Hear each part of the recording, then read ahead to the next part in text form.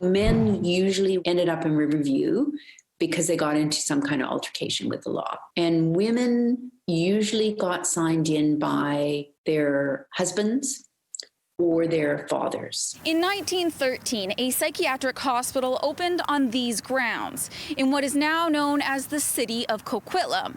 Today, we know it as Riverview. It's a shell of what it once was and a regularly used set piece in Canada's film and TV industry. But in its early days, Riverview housed nearly 5,000 patients. The hospital was recognized as a model of psychiatric health care, one of the most progressive asylums in North America.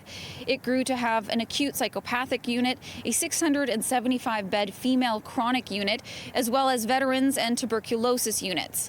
The property itself had a nursery, a botanical garden, and even an adjacent farm known as Colony Farm, all of which were believed to have therapeutic benefits. By the 1950s, which is when it reached its peak of patient population, it was just like a little city. And while it was modeled to mimic a community, it was one in which residents could not leave.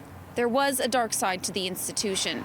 At the time, Riverview was known as an insane asylum. Patients were often subjected to practices like electroshock treatments and sterilization, procedures that would become highly criticized in later years. There's a tendency in those large institutional models for abuses to go, unchecked for for many years. There were really no good accountability mechanisms at Riverview. Professor of Health Policy and Management Marina Moreau says after World War II, psychiatric institutions in Canada became overcrowded. In 1950, there were 66,000 patients in psychiatric hospitals across Canada. Most, like Riverview, were over capacity. The so-called quality of care for patients suffered, as did the patients. A lot of these folks had lost connections with their families. Some of the men and women we spoke with, of course, had children some of whom hadn't, seen their children for many years. A lot of grief and loss, and a lot of longing about wanting to have, quote unquote, a normal life. There are probably really good people in the system, and there were probably people who enjoyed having power over. And there were good ideas.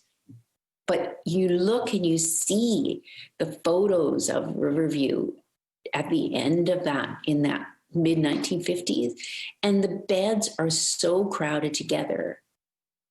How could that be therapeutic? But the approach to mental health treatment was changing.